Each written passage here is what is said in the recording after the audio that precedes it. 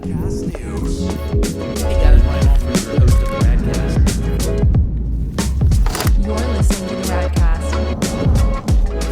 If it's radical, we cover it. Here is Ryan and Riley. Here's your host, Ryan Alford. Hey guys, it's Ryan Alford, host of the Radical Company podcast.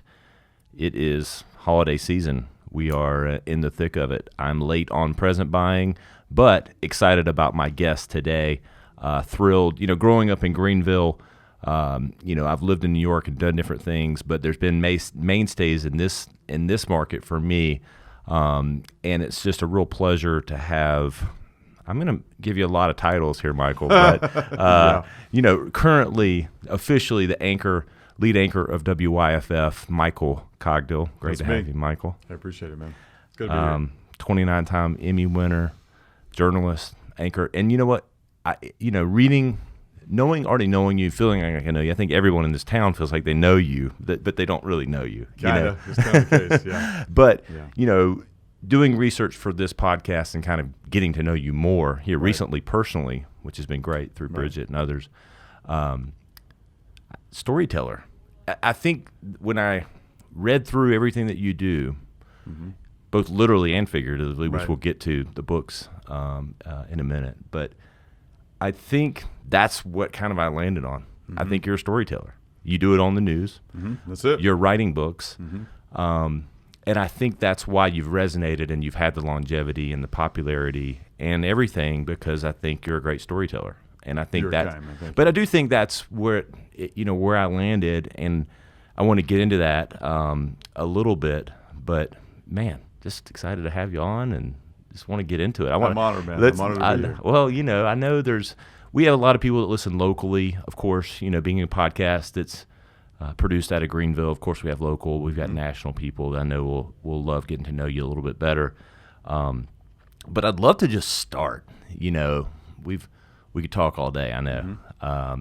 But for those that may not, like me, watch on the news every night, let's just start from the beginning a little bit. Right. I'll say the Cliff Notes version, because being a storyteller, and once they start hearing you talk, I know they're going to be just dialed in. But let's start from the beginning. I mean, from Asheville, North Carolina, which is a soft place in my heart, having family that grew up there and in Fayetteville, and knowing that area well. But let's start there. Yeah, Weaverville, North Carolina is where I was born in Asheville, raised in Weaverville, tiny little bedroom community just northwest of Asheville. Very much an idyllic town, but not an idyllic upbringing. My dad was an alcoholic. He was the town drunk. I talk about that all the time because I have to submit the darkness in order to gain the light. My dad became sober when I was 17 years old and evolved Ryan into the most beautiful man I will ever know in my life. I miss him to this day. And my dad's transformation was nothing short of a miracle. And I'll never forget eulogizing him in that little town. I stood up there and looked at that audience and I said, look at this church. It was a full church, First Baptist Weaverville.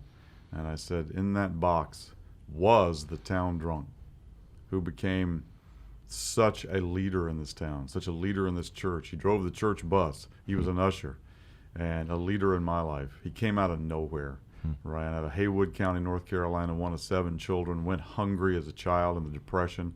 He had to go to the YMCA there to take the dignity of a bath. And that marked my father forever. He became the most grateful man I will ever know, and gifted that to my mom and gifted that to me. And to this day, I live in not the shadow, but in the light of my father's gratitude out of that little town. That's amazing. And so grew up there. So obviously rough beginnings to a bright future, I would say, for where we've landed. Talk a little bit about that journey and becoming a journalist and getting what was the hunger, there has to be, I think there's this innate curiosity in everyone, but I have to believe it starts. Every great journalist I know, there's some amount of either natural storyteller, which I think you are, but some kind of innate curiosity. But I'd love to hear what led you into this space. There's a sort of a sight that one catches as a child, I think, if you want to do this job for a living, of the world. And I remember my dad had a fourth grade education, but he absorbed newspapers. He was one of the most well-read people I'll ever know. And he taught me to appreciate the news. I remember sitting with my father watching Vietnam stream into our home. And of course, when you're a kid, you think, I'm going to Vietnam. This is never going to end. And I was beyond curious about it, and would watch those correspondents, talk about the Viet Cong, talk about the Ho Chi Minh Trail, things like that were so foreign to so many in that little town, it would seem, but it really wasn't, because TV news brought it home, made it move, put it in motion, made the heart get into motion. And that's what set it off, watching the likes of Harry Reasoner, Howard K. Smith. And the first person I ever interviewed in TV news when I was an intern was Howard K. Smith. Scared the living hell out of me. He's a wonderful guy. He came into Asheville to give a speech, and his is the first face into which I ever stuck a microphone. He was very gracious to me. Somehow that's, I don't know, synchronicity. I don't know. Right. So UNC Asheville, studied media journalism. I did. I started out at Wilkes College in Wilkesboro, North Carolina, a little college up in the mountains. Went to Georgia. I was at Georgia with Herschel Walker. Loved it. Did very, very well there, but it was too big for me. I just didn't find home in Athens. Yeah. Still love the university. It's a great place. And came home to UNC Asheville. Worked my tail off. So where do your allegiances lie? Being here, so Georgia, Clemson, USC. Do we have an allegiance in football at all? My allegiance is education. That was my dad was determined. Again, he had a fourth grade education, and he said, "You are going to have what I never had." My dad used to say, "You will get above your raising. You will get above it, but you will always know the way back to it." Yeah. They said, "Don't get above your raising." My dad said, "To hell with that. No, you will. You will get above your raising. You will know the way back." And he taught me that. And, it sounds like you're in line with it, with the way you speak of your father now. Wonderful man, beautiful man. 29 Emmys, 30 years at YFF. Right. So let's talk a little bit about the YFF years. I mean, there's a Right. lot of them, but but but it's amazing. It's funny, and I told Michael this in the pre-talk before the episode. I felt, and Michael still looks very young for his age, I believe. And Thank you. but because I thought we were pretty close in age, and we're not that far apart. But I felt like I grew up watching you and with you, and in a way, being from Greenville and seeing you on Right. television, and Right. looking at you as as a pillar in the community. But talk about what's it been like at YFF? I mean, it's been just a great run. It really has. I am surrounded by greatness in there, Ryan. It is a wonderful family, not only of journalists, but of human hearts, human souls. They care about the audience. They care about one another. Carol's like a sister to me. Most of those Emmys were won with a single photographer, John Hendon, my fellow good old boy from Western North Carolina. I have 29 Emmys. He has almost 40. Wow. We've traveled a lot together, and most of those stories were won not on the 20 seconds about a felon on the TV news. It was about someone doing something extraordinary. They're long forms. We either deal in 20 seconds at a time, or occasionally we get 3, 4, 5 minutes. That first Emmy was won on a piece that was 6 minutes long. That's an eternity on TV news, and we had to fight for it. It was a piece on Grandfather Mountain, Hugh Morton. And his dedication to Mother Earth, and the stories that move the heart. That's what I'm interested in. That's what's won those Emmys. What's it like being, on the news, locally in one town for 30 years?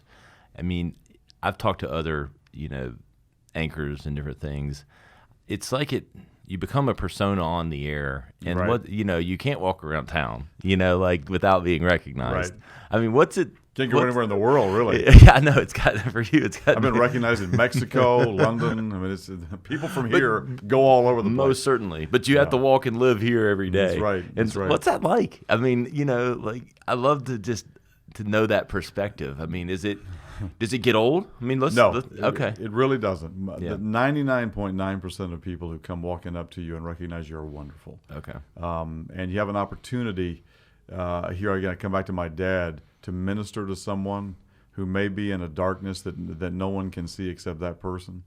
And they expect those of us who are on TV to be, I don't know, some sort of imperious, high and mighty. And no, that's not. I mean, that may be out there, but that's not here. Right. My dad would come climbing out of his grave if I ever did something like that. When you can bend down and lift someone up with a few words, with a kindness, taking a picture, something like that, then you're getting somewhere in this business. It's a ministry. It is a bona fide ministry. What's the strangest thing that's ever happened? Oh man, We got to get radical a little how bit. much time now. you got? In terms of just like in meeting somebody, Or just, maybe someone running into you or anything. I Anything remember that sticks out. I remember being in London. Okay. And it was the day that Parliament was opening. And Okay. of course, Her Majesty, Queen Elizabeth, speaks at the opening of Parliament.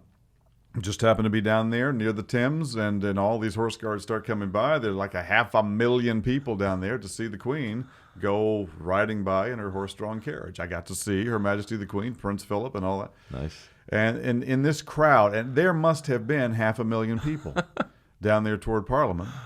Hey, Michael. I hear behind me, "Hey, Michael Cogdill!" Oh, God. I'm not lying. There was a woman from Salisbury, North Carolina, back here who was like, the back of my head. We got the Queen of England rolling by. Hey, I Michael. don't even recognize the back of my head, but she did. So it's one of those things you can't go anywhere without. It's like, yeah, watch your mouth. Yeah, take care. Funny. It's funny you say that. Yeah.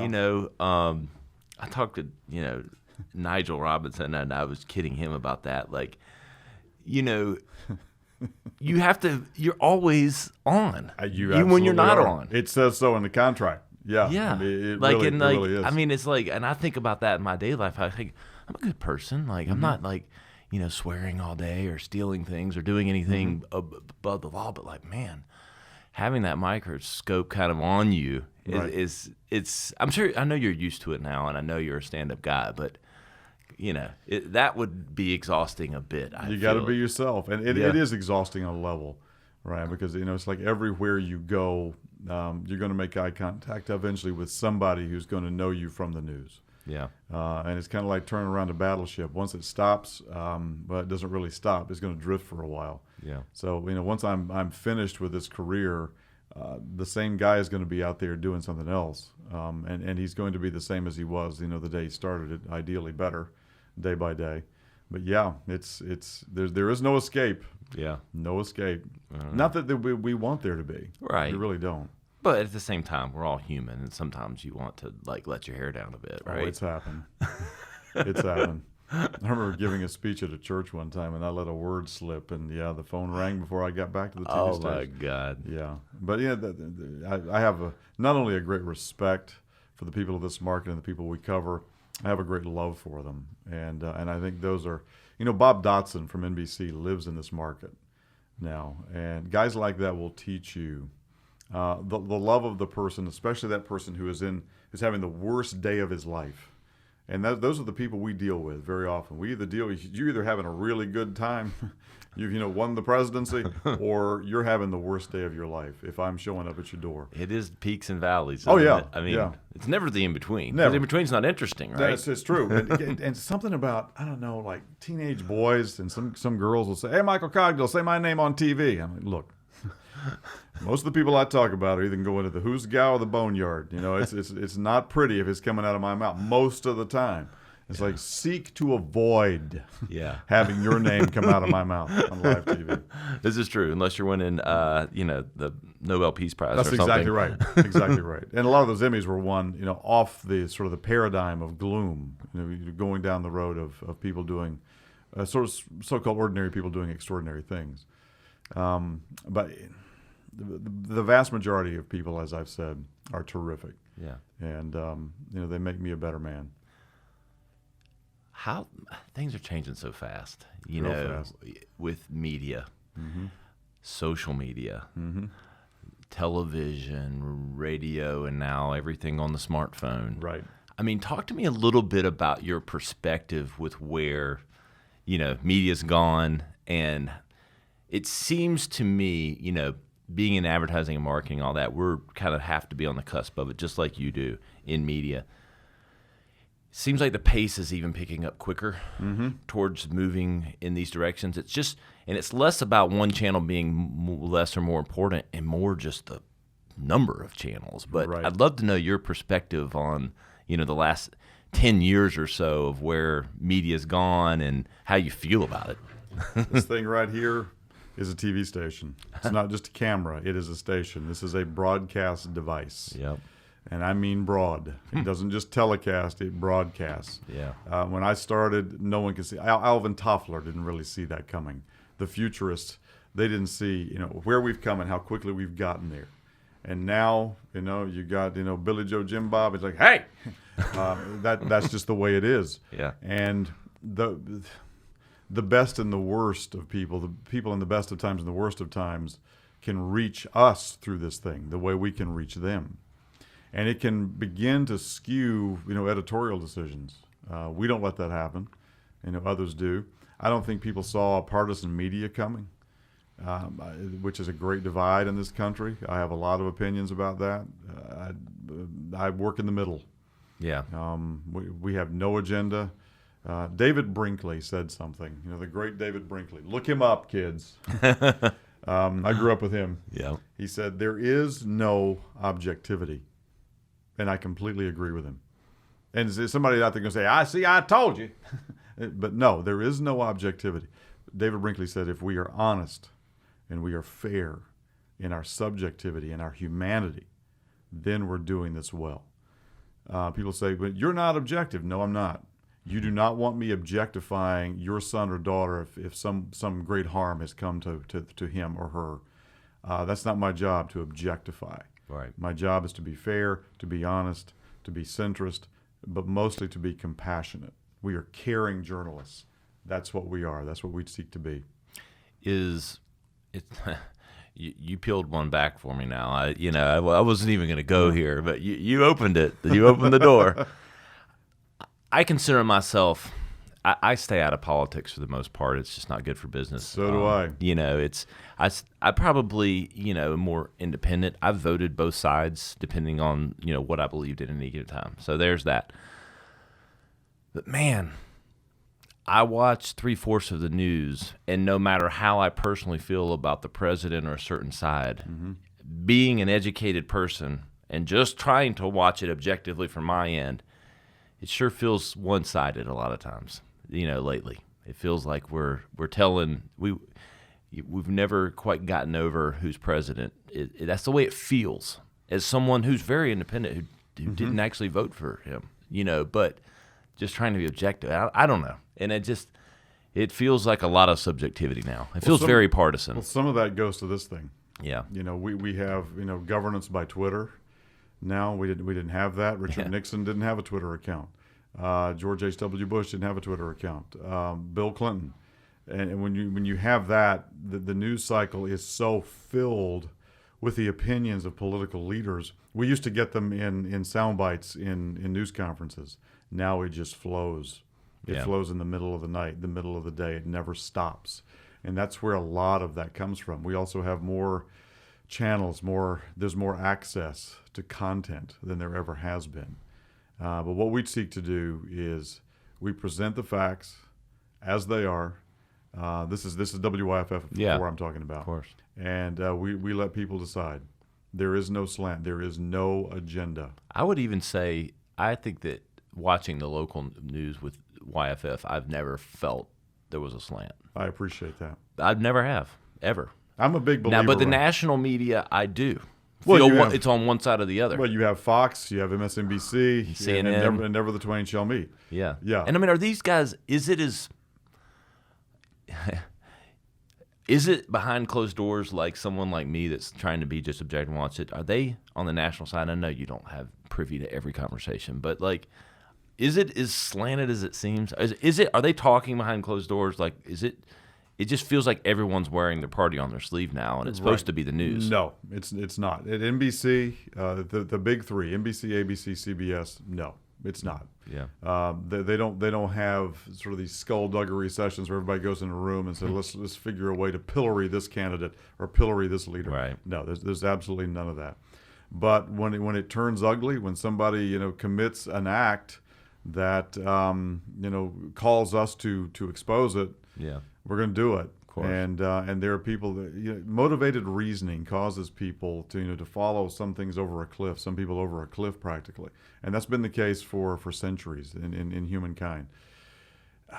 Somebody's always going to object to the truth about someone else. That's just the way it is. Yeah. And if I didn't do this for a living, Ryan, I still would not lead with identity politics. Yeah. Life is about addition, not subtraction. It's about addition, not division.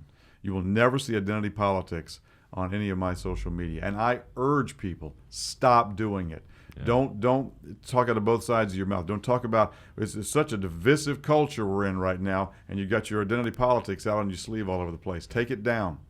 Look for some way to unite and not divide. Look for some way to show some compassion, especially to somebody you disagree with, instead of pounding tables for one side or the other. Yeah. I mean, I've probably read 10 or 15 articles, the last couple of days. My favorite one was reading about Michelle Obama and George W. Bush and like the relationships that they've forged. They're tight. And that was like refreshing.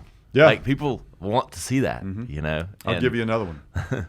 Who eulogized Strom Thurmond? Do you remember? Who flew in? What major political figure in America flew in? I know I want to say it's on the tip of my tongue because I remember who, but I don't. It's just, short of having dead air here on our podcast, I'm going to let we will you have no dead air. Yes, that's really not a threat with me. Sadly, it was Joe Biden. Okay. Joe Biden, one of the Democratic lions, Yeah. and you have the former Dixiecrat, the Republican lion, Strom Thurmond. Carol and I were up live watching that funeral. There wasn't a dry eye in the church, Ryan. The two men loved each other.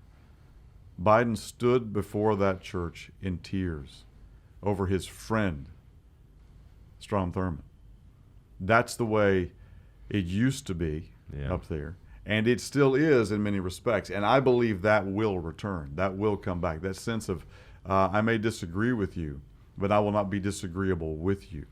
We may go on the floor, we may debate, we may hash it out, but at the end of the day, we're going to seek some way to do some good for the lowest of the low, the smallest of the small of this country around the world. Yeah. America's not going to stand for it much longer. So No, we won't. it's at the tipping point. Let's turn the page. Yes, sir. Literally, figuratively. Author, man. I mean, children's books. This was a side of you that I had heard about but didn't know. Is it really him? Yes, it's the same Michael. Yeah. The stoic, anchor of YFF. And I really, where did Joe go? Very moving. I'm excited about that. So am I. Having children and feeling like we don't talk about some of the darker sides, but yet the love and stuff. We'll get to Joe, but let's talk about She Rain. I mean, was that the first? I mean, I know you've written the first. Yeah. But talk about that side of your career and my grandfather on my mother's side was an opium addict in the 40s. Opium killed him. People say they didn't have that back then. Sure they did. Paregoric was everywhere, and he was hopelessly addicted to it. It got him when he was about 36 years old.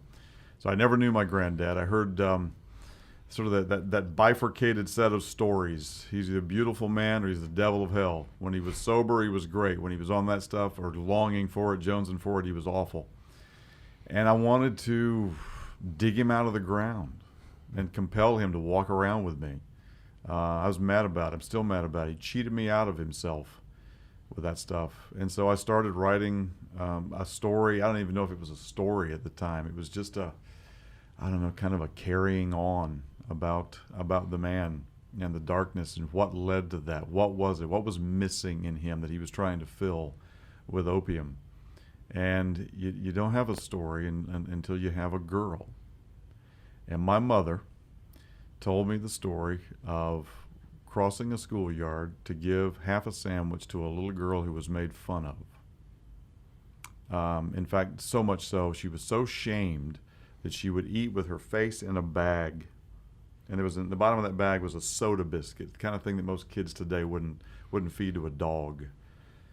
And she was so terribly afraid that somebody was going to see that she would eat with their face in that bag, as far away as from the other kids as she could get. Very, very poor. When I heard my mother talk about that, this is my mother's doing. My mother was Mother Teresa in that moment as a little girl in a schoolyard in the middle of nowhere in western North Carolina. I had the girl. I had Mary Elizabeth. And once I had Mary Elizabeth, I had a novel. And it's like how do you write a novel? One stroke at a time. One 4:30 in the morning, session at a time. And suddenly there it is. Stephen King says if you invent the characters, they'll show you the story. And that's absolutely true. It's absolutely true. It's a story about a love triangle, people far ahead of their time in race in 1929. It begs the question, what would have happened had one of the great fortunes in American life come to a brilliantly educated, very talented African-American girl who's secreted away from the worst of the world, and then you set her loose on the world when she's 19 in 1929, and there's a little old lint-head boy from Marshall, North Carolina, who ends up intersected with her life. I love it.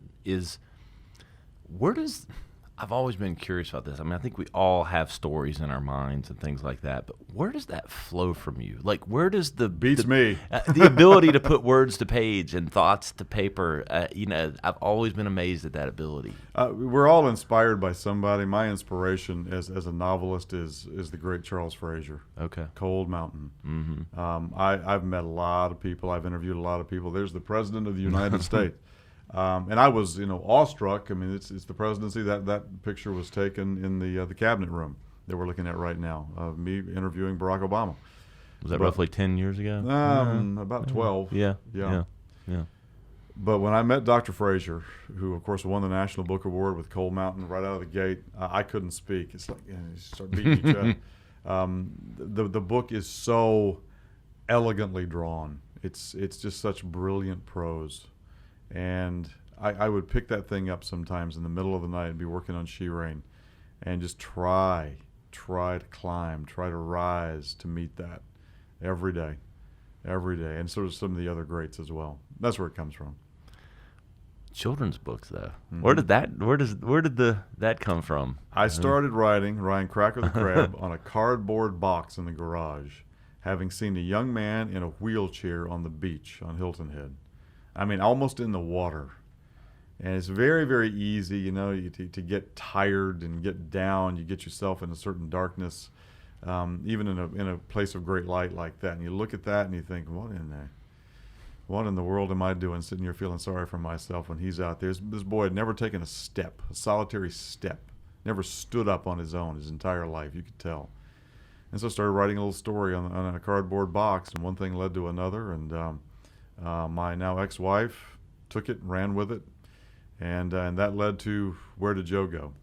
And Where Did Joe Go is based on a true story of a lady who had adopted a horse, and her daughter fell in love with him, and they thought he was old at the time. She said, we thought he was ancient. And the next thing you know, he's lived to she was a little girl, was a very small child at the time, had children of her own. This horse is still alive. And the vet finally said, Miss Thompson, it's time. We're going to have to put him down. And they were so heartbroken over it. And it begged the question, those we love, where do they go? Yeah. Where do they go? I'll tell you where they go. They go right within us. Yeah. And they stay there. We harbor them, and we remember them. When we love them after they're gone, after they're not physically here anymore, we still love them. Death is no match for love. That's the point of it. I have to ask, for She Rain, did you do an audible version? Did you read it? I've not yet. You need to. You have the perfect. I hear what I read. I haven't read the whole thing, but a few passages, and I hear you. I hear you speak, and you have great auditory ability. Oh, you're very kind. But you do. Very But kind. you're a great storyteller, like where we started. But you need to read it. I'd love to hear you read it. I'm going to do that with the children's books, too. Yeah. My hero among children's writers, and everybody says Seuss and all that, and he was great. But my hero is Shel Silverstein, Yeah. The Giving Tree. The guy who wrote for Playboy magazine, lived in the mansion for a time. This was a big, shaved head, beard, rough-looking dude who writes a story that in its own way is about a great darkness, a great lonesomeness, the worst of human beings. It's about avarice, it's about greed, it's about wanting too much from someone, and someone gives and gives and gives and gives. It's a wonderful allegory of Christianity, of so many faiths, and there it is, written for children. And I think the best children's books fall like gentle rain into the hearts of the child within every adult. When you can do that, when you can make it do that, then you're getting somewhere. I love it. What's the plan for Where Did Joe Go? I know we're moving down the path here. Is that anything we can talk about? Around Valentine's Day. Okay. It's illustrated by a very young man I met, my God, how long has it been? 13 years ago. His name is George Pachepsov. When I met him, Ryan, he was arguably the most famous modern artist in the world, selling paintings for $250,000, and he was 9 years old. I watched that piece you sent me, and I could not believe that woman walks into the store and said, who painted this? He's a kid, he's a 9-year-old kid, burping into a microphone. I felt like he even had, I know his parents. I was like that. were from, I forget where they were from. Ukraine. Yeah. But I felt like he had like almost an accent. Like I couldn't pick up his where mother, it was. His mother really does. And Georgie! Yeah. Unbelievable. And so he's now a 26-year-old Harvard grad. He has illustrated this book, and it is masterful, Ryan. And I asked him, he's got over 40 commissions in queue right now, you can imagine. Each one of them is probably $400,000 or so. So he's got all this sort of, this young man has done $9 million in charity work. Wow. And he's 26 years old. And I asked him, I said, are you willing? I sent it to him. He fell in love with the story, and he said, sure. So he's done a masterful job with it. It's going to be beautiful. My business partner, Rachel Allgood, is putting it together right now. We're very excited about it. Right? So launching in April. Mm-hmm. So launching, hopefully around Valentine's Day. Oh, excuse me, Valentine's Day. So where will people be able to find it? So anyone that's listening, we're going to do as much direct to consumer as possible. I am enemy to almost no one in this life, but I am enemy to the book business as it's being done. I think it robs authors every day. Part of our company is designed to take great writers and compensate them for what they do, and not steal from them. Yeah. The publishing industry as we know it in New York City is a mess. The old saying goes, "It's dead. It just hasn't lain down yet." And we're trying to lift up something new, and that's the whole point of this endeavor. A great publicist involved. George will tour it. I will tour it, and we hope to set off something with that children's book that will lead to the relaunch of She Rain and She Rain as a motion picture. And we think we'll be the first ever to own the book and the film under the same rubric, under the same brand. Yeah, that's rare, if ever. Has it ever happened? I don't think it's ever happened. Yeah, I was trying to think on the top of my head. I know it's always separate. Yeah, I got the rights back. You can't buy She Rain now. Stay tuned. Okay. We'll relaunch it. And there are reviews out there. You go to Goodreads, you go to Amazon. I'm very gratified, very grateful for those reviews. Yeah. I think every one of them was 5 stars on She Rain. People are very sweet. It was. And I'm just seeking to. I'm after you, Dr. Frazier. I'm never going to catch up, but coming on.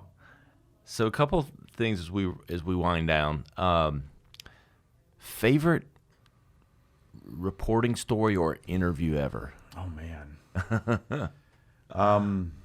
One of my favorites is a lady who lived not very far from where we're sitting right now, Mildred Glass. I was dispatched to interview her in apartment 911. God's got a real sense of humor, kids. Wow. She lived in Scott Towers, federally subsidized housing. It's not there anymore. On Augusta Road, right? Augusta Road, filled with the elderly, the poor, the infirm. And that lady was making, out of a kitchen about the size of this desk, literally, 150 meals a week. She's cooking for 150 people in that, upstairs, downstairs. And I asked her, I got there, we were giving her the Jefferson Award for public service. We should have given her 10 of them. I said, Mildred, why? And she said, you don't get it, do you, boy? There are people in this building, in these United States, who are doing without. They're going hungry. Some of them are veterans. If I know that, and I don't do something about it, I feel responsible for it, and I don't want to feel responsible for something like that. She had 2 shopping carts, liberated from a Bilo store. I don't know. They forgive. And she would push one and pull the other with that cane. She was 69 years old when I met her, broken back, knocking on doors. Get up, time to eat. Time to eat. And you know, Samaritan's Purse, they did the Operation Christmas Child, Yep. the little boxes, and they would send them to Bosnia Herzegovina during that conflict, all over West Africa and West Greenville, to children who will do without at Christmas time. The last year Mildred was alive, Ryan, she did 300 of them. Wow. And each one of them had a homemade doll, a handmade doll. As she used to say, they're ugly as hell. Every one of them looked like Lyndon Baines Johnson, but they were beautiful. They were beautiful, and she was beautiful. She is one of my absolute favorites, one of my all-time favorites. I love that. It makes me feel inadequate, but I love it. Me too. Like, I don't Me too. do enough. The day I walked through the door of Mildred's apartment, I felt inadequate. Yeah. What's the future? I mean, what I mean, Storytelling, man. Yeah. That's what you do. And it is the deeply human story that resonates. You think about films that you walk around with. Schindler's List, Saving Private Ryan, Hacksaw Ridge, Smokey and the Bandit. On some level, this reaches human beings. It either reaches the depths that make them better, or the depths that make them have a moment off the mat, a moment of humor, a moment of just forgetting about what they brought into that theater, what they brought to the book.